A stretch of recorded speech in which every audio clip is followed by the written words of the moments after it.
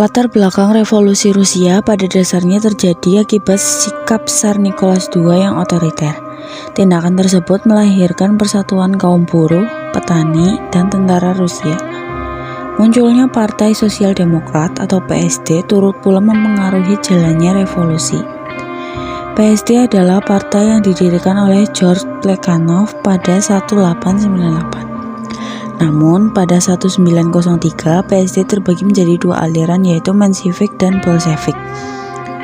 Salah satu pemicu ketidakpuasan rakyat terhadap kepemimpinan Tsar Nicholas II adalah peristiwa Minggu Berdarah atau Bloody Sunday pada tahun 1905. Peristiwa ini disebabkan karena adanya aksi protes oleh rakyat yang meminta keadilan kepada Tsar Nicholas II, sebab mereka diperlakukan tidak adil.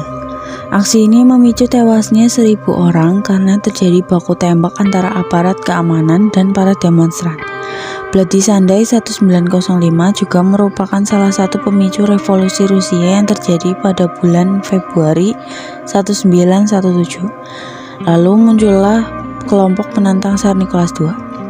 Sebagai akibat dari perlakuan Tsar Nicholas II yang otoriter, muncul beberapa kelompok yang mendeklarasikan dirinya sebagai penentang Tsar Nicholas II.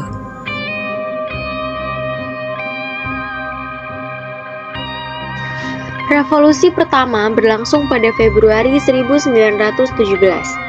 Penggeraknya yaitu kaum sosialis atau komunis yang bergabung dalam Partai Sosial Demokrat Rusia, Partai Sosial Revolusioner, Partai Demokratik Konstitusional yang berhaluan liberal, dan tentara Rusia yang mendukung gerakan reformasi. Revolusi Februari diawali dengan demonstrasi para buruh perempuan di Petrograd, St. Petersburg, dengan dua tuntutan. Yang pertama, pemenuhan kebutuhan pokok roti, perdamaian, dan kebebasan. Yang kedua, reformasi pertanahan berupa redistribusi tanah sehingga petani dapat memiliki tanah. Pada 28 Februari 1917, pasukan terakhir yang setia kepada kaisar menyerah. Kelompok revolusioner berhasil menangkap para pejabat istana dan memaksa Tsar Nicholas II turun tahta. Dibentuklah pemerintahan sementara, koalis antara kaum liberal, Partai Sosial Revolusioner, dan kaum sosialis. Runtuhnya dinasti Romanov sampai ke telinga Vladimir, pemimpin faksi Bolshevik di pengasingan Eropa. Di saat yang sama, Perang Dunia I sedang berkecamuk. Lenin kembali ke Rusia pada 3 Maret 1917. Mei 1917, LD Trotsky dan keluarganya kembali ke Rusia. Bersama Trotsky, Lenin memperkuat barisan dengan membentuk Partai Bolshevik. Upaya yang dilakukan untuk mengambil alih kekuasaan dari tangan pemerintahan sementara pada Juli 1917 tersebut gagal. Mereka merasa revolusi dilakukan secara tergesa-gesa. Lenin melarikan diri ke Finlandia. Trotsky sempat dipenjara pada 6 Oktober 1917. Tak lama setelah itu, Trotsky terpilih sebagai ketua Soviet dan membentuk Komite Militer Revolusioner beranggotakan para milisi bersenjata. 6 Oktober 1917, Alexander Kerensky mengepalai pemerintahan sementara. Ia memerintahkan penangkapan para anggota Komite Militer Revolusioner dan menutup koran-koran Bolshevik. 7 Oktober dini hari, Trotsky dan Soviet bersiaga melakukan pemberontakan. Di saat yang sama, Lenin kembali ke Petrograd. Dalam waktu 8 jam, massa pendukung Lenin berasal dari Dewan Buruh dibantu oleh Klasi Angkatan Laut dari Kronstadt mengambil alih kekuasaan di Petrograd. Kerensky melarikan diri. Lenin diangkat sebagai ketua Dewan Komisaris Rakyat. Selain memegang jabatan-jabatan tinggi, Trotsky diangkat sebagai komisaris urusan luar negeri dan memimpin perundingan damai dengan Jerman di Brest-Litov. Setelah kalah telak dari Partai Sosial Revolusioner dalam pemilihan umum untuk konstituen 17 hari setelah Revolusi Oktober, Lenin membubarkan konstituen terpilih. Partai Bolshevik mengganti namanya menjadi Partai Komunis Rusia dan pemerintahan dipindahkan ke Moskow. Lenin menugaskan Felix Dzerzhinsky membangun polisi rahasia CSKA. Akhir 1921, ditetapkannya kebijakan ekonomi baru. yaitu yang pertama, penyerahan hasil pertanian diganti dengan pajak berbentuk hasil produksi.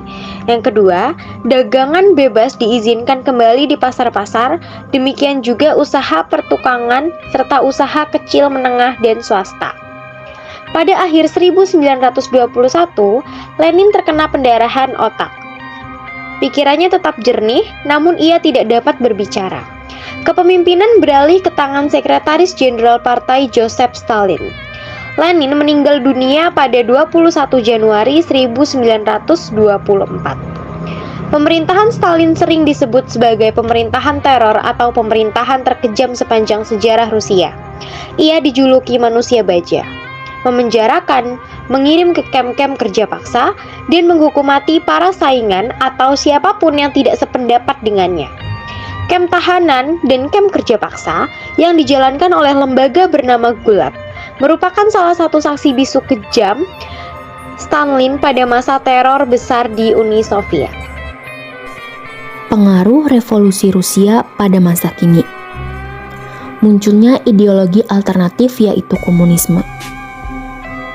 Revolusi Rusia melahirkan paham komunis yang tersebar di beberapa negara seperti Cina dan Vietnam. Di Indonesia, paham komunis pernah masuk dengan berdirinya Partai Komunis. Paham komunis diperkenalkan oleh orang Belanda bernama Hans Nevelt yang lama tinggal di Rusia. Pada tahun 1914, Hans Nevelt mendirikan Indische Sozialdemokratische Vereniging atau ISDV. Melalui organisasi ini, dia mengembangkan paham komunis terutama di kalangan buruh. Kemudian, beberapa tokoh Serikat Islam atau SI cabang Semarang, antara lain Semaun dan Darsono, terpengaruh oleh paham tersebut. SI pun memiliki dua golongan, yaitu SI putih dan SI merah. Setelah meluas dampak dari revolusi Rusia ini, Partai Komunis Hindia mengubah namanya menjadi Partai Komunis Indonesia atau PKI dan salah satu penganutnya SI merah. Ideologi komunis nantinya juga akan memecah negara-negara di dunia ke dalam blok-blok sesuai dengan ideologi yang dianutnya, yakni blok barat, liberalisme, dan blok timur, komunisme. Setelah itu, ada perang dingin antara blok timur dan blok barat. Blok barat kala itu ada Amerika Serikat, Eropa Barat, dan Jepang. Sedangkan blok timur yang dipimpin oleh Uni Soviet juga diikuti oleh Eropa Timur dan Cina. Dampak revolusi Rusia ini juga bisa dirasakan dalam politik global. Indonesia sendiri juga menerapkan politik bebas aktif gagasan Muhammad Hatta yang tercermin pada gerakan non-blok.